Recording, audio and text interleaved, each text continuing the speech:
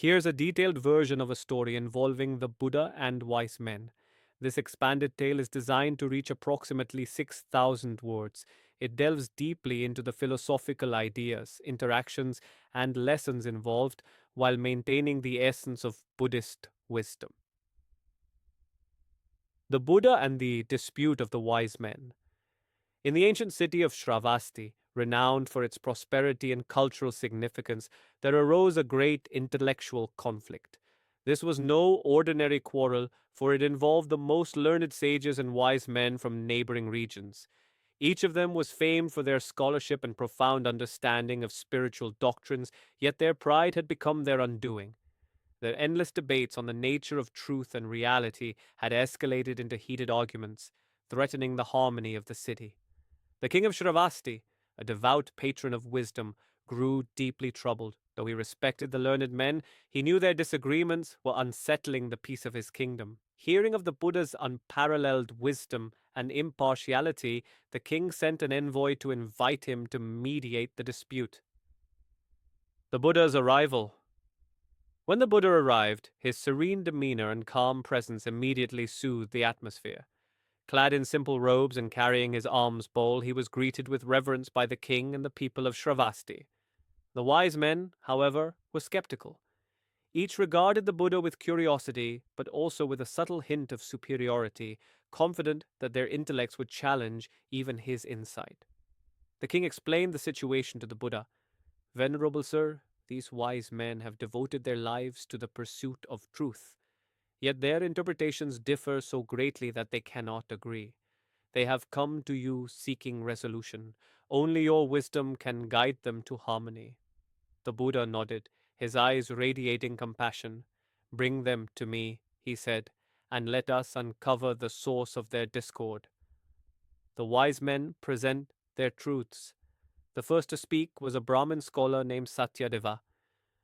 O Buddha, he began, truth is eternal and unchanging.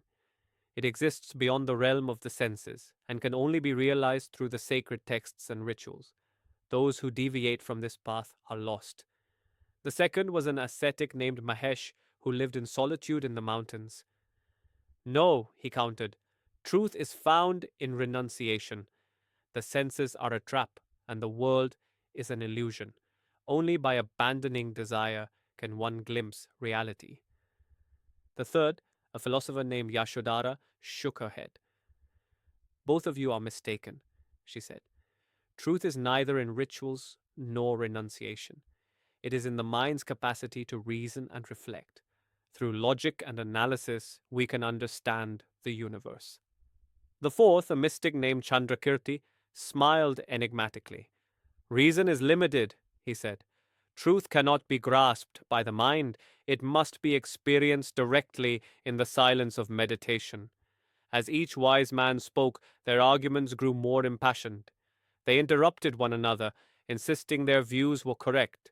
The Buddha remained silent, listening intently.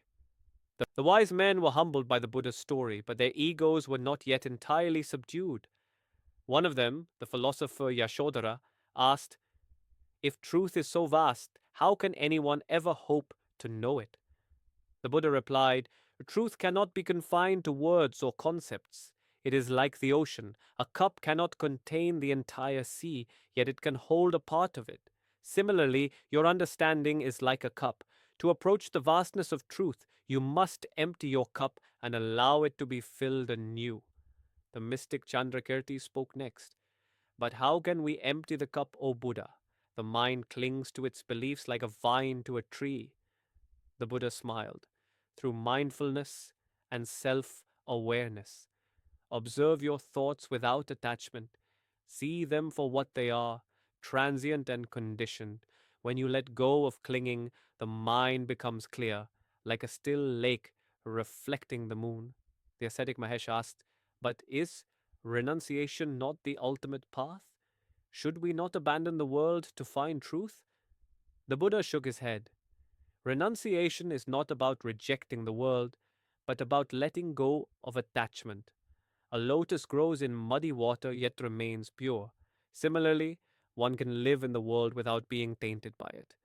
True renunciation is of the mind, not of the body. The lesson in unity. The Buddha then proposed an exercise. He asked each wise man to sit together in a circle and share their understanding, not to argue, but to listen.